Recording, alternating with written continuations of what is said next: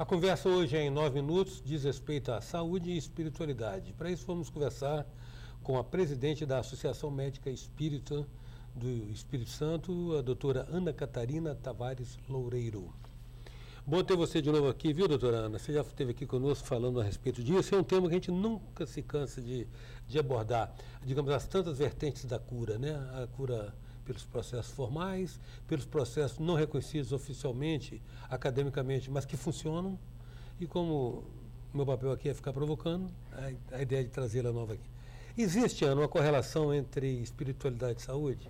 Existe uma correlação importante e reconhecida não só pelas vertentes religiosas da atualidade, mas pela própria área da saúde, né?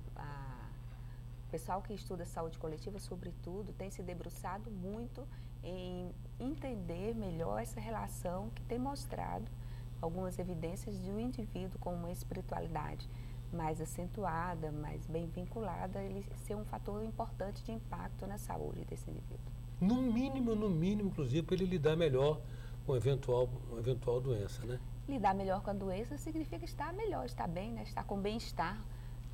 Lembrando que o conceito de saúde da Organização Mundial de Saúde fala de bem-estar. Total, físico, mental, emocional. E não meramente a ausência de doença. Exatamente. Não é só o soma né? Não. Agora, vocês invocam, inclusive, alguns preceitos baseados na passagem de Jesus. Sim, Jesus é o nosso modelo, né? Quando foi perguntado a Kardec qual o espírito mais perfeito que tinha vindo sobre a Terra, a resposta é única, Jesus.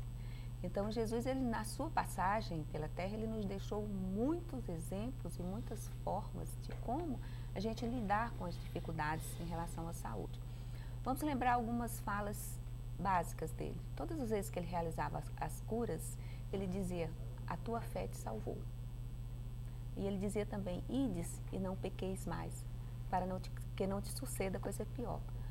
A tua fé te salvou, ele está falando lembrando para nós a importância da espiritualização, que existe algo mais naquele corpo, que não seja matéria, existe um espírito, existe uma alma, conforme a denominação religiosa, que você esteja vinculado vai chamar.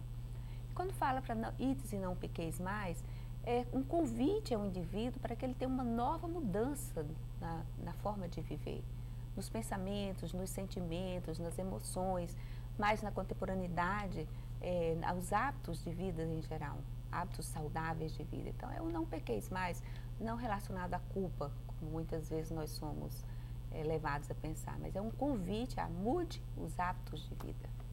Sim, daí se pode inferir ou concluir também que pensamentos e sentimentos adoecem?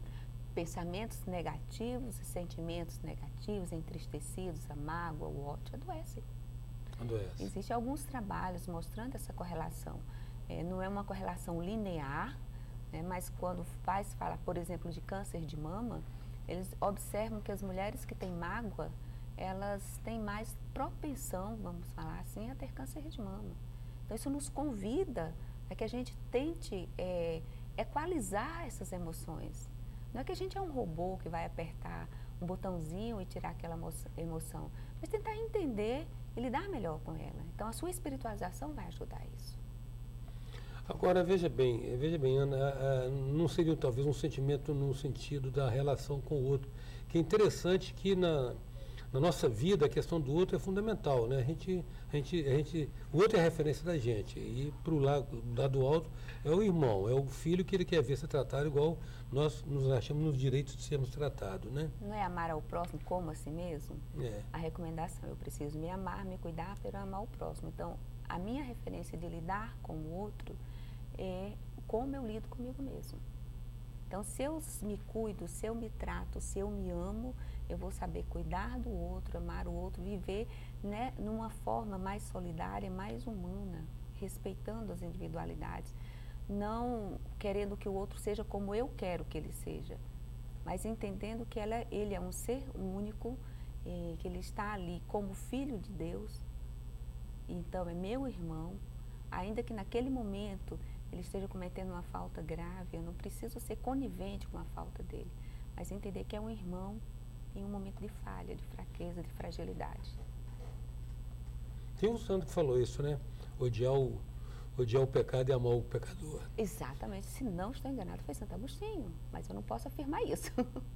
E o estresse? A questão do estresse, que na verdade é um desafio da modernidade ou da contemporaneidade, e nós todos estamos sujeitos a ele. Nós temos agora um maior do que todos. O maior do que todos os estresses não é mais o medo de perder o emprego, não é mais o medo de chegar atrasado, é a questão de um estresse básico que lateja inconscientemente, que é o da insegurança.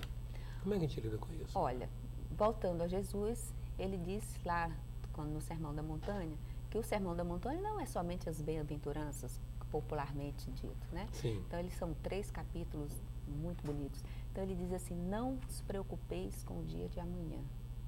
Não é para que a gente seja indolente e negligente. Ele está falando exatamente do estresse. Ora, nós temos 2 glândulas que moram sobre os rins. A localização anatômica dela é sobre os rins, são as suprarrenais. O estresse vai provocar nessas glândulas a liberação de adrenalina, de noradrenalina, de cortisol. Esses hormônios vão aumentar a frequência cardíaca, vão aumentar a liberação de glicose pelas reservas orgânicas de glicose.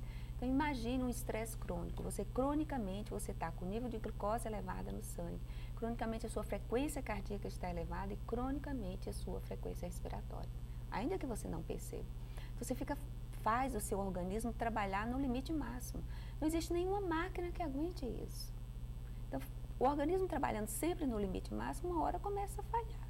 E vai falhar o órgão-alvo. Cada indivíduo tem seu órgão-alvo. Uma pessoa é o coração, outra é o estômago, outra é o aparelho digestivo, intestinos, o outro é o cérebro e assim por diante. E aí vai falhar exatamente aquele órgão-alvo que você tem. Aí nós temos os infartos, os AVCs, os acidentes vasculares encefálicos, nós temos as gastrites, os cânceres de colo e a série de doenças que podem vir decorrência ou agravadas desse estresse crônico. Em 9 minutos, a gente tem a presença da presidente da Associação Médica Espírita do Espírito Santo, a doutora Ana Catarina Tavares Loureiro. A gente volta já.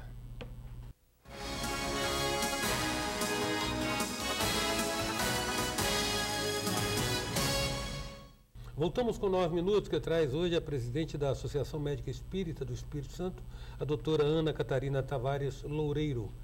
Doutora Ana, você mencionou a questão do estresse no bloco anterior, inclusive porque o estresse como reação orgânica da função das glândulas suprarrenais, ele tem uma função interessante, né? Se tiver que correr ou tiver que lutar, né? Essa é a reação de fuga-luta. Para isso ele seria realmente uma benção, oportuno, né? Ele é extremamente útil, porque foi essa reação que defendeu o ser humano dos perigos ao longo da sua evolução. Ou permitiu ele também fugir ou lutar contra o inimigo. Exatamente. Só que a gente entra num processo que, sem necessidade de fugir ou lutar, ele está ali, né? O tempo todo. O tempo todo, minando nós. Ele não foi feito para isso, ele foi feito para aquela reação imediata. Específica, naquele determinado momento. Acabou, pronto. Agora,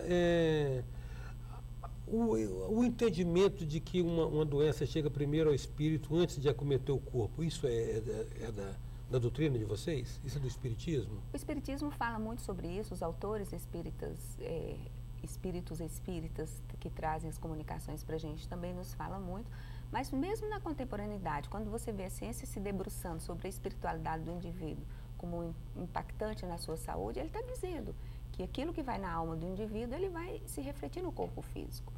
Então, isso não é uma... O corpo é o espelho. O corpo espelha. É o espelho, ele é o reflexo realmente daquilo que vai na sua alma. É fácil de você ver isso. Quando alguém está zangado, como é que fica a face dessa pessoa?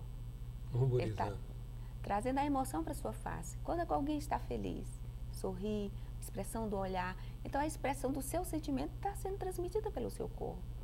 Então, no dia a dia, essas emoções não aparecem tanto quanto aparece uma emoção como a raiva, o ódio, a mágoa ou o sorriso, a felicidade, mas ela vai se transmitindo lentamente ao corpo, causando benefícios ou malefícios, conforme esteja seu interior. Agora, você é médica, tem uma formação científica, né? Científica ocidental, né? Porque existe outra ciência que a gente não reconhece.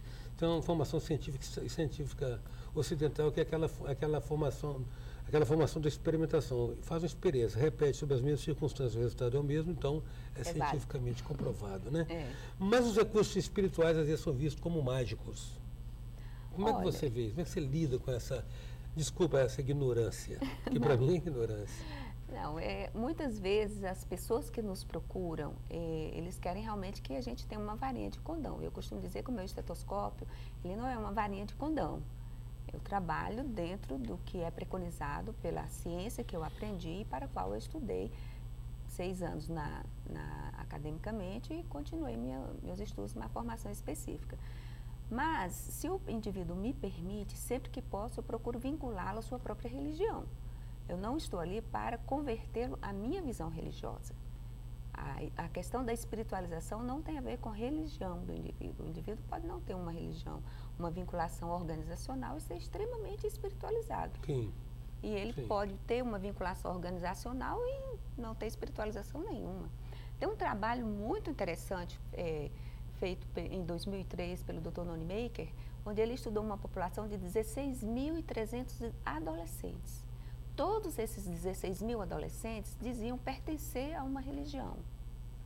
Só que quando ele foi analisar como que eles vivenciavam essa religião, ele viu que aqueles indivíduos que tinham o hábito de fazer oração em casa, que é o que ele chamou de religiosidade privada, esses adolescentes, então vamos lembrar que ele estudou uma população de adolescentes, esses adolescentes, eles tinham menos pensamento suicida. Então vejam que faz a diferença você ter essa espiritualização privada, que ele chamou de privada, nos lembrando também que a educação espiritual, a espiritualidade do indivíduo é um atributo familiar dos pais, não é do padre, não é responsabilidade exclusiva do padre, do pastor, do presidente da instituição espírita, do presidente do terreiro, do centro que você esteja vinculado. A família tem um fator importante de orientar o seu filho na prática de oração diária, porque tem trabalhos mostrando isso. Olha, 16.000 adolescentes não são poucos adolescentes. Na verdade é de fato a crença na transcendência, na conexão espiritual. Agora, uma pergunta de quem é de fora. Como é que funciona o passe e a fluidificação da água no espiritismo? Funciona uma imposição de mãos, ele deve ser feito em local adequado. O que é que chamamos de local adequado? Preferencialmente nas instituições espíritas.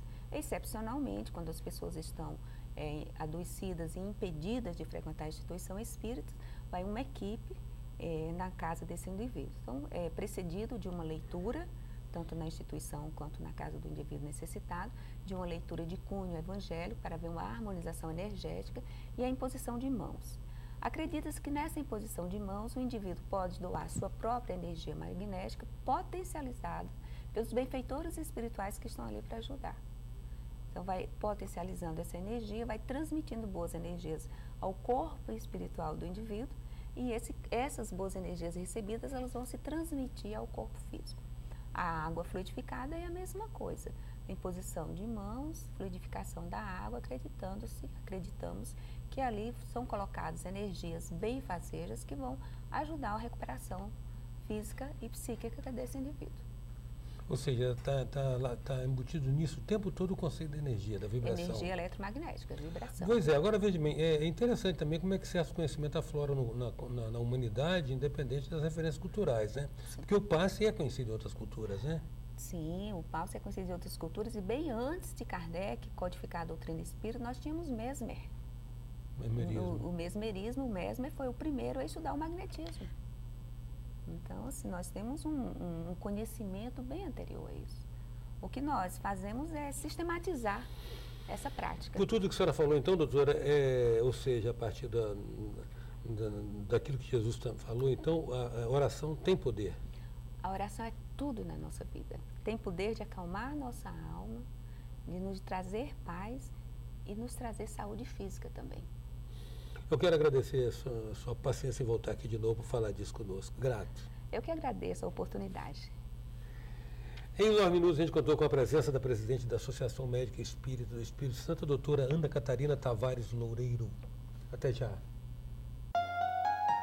Sou passageiro.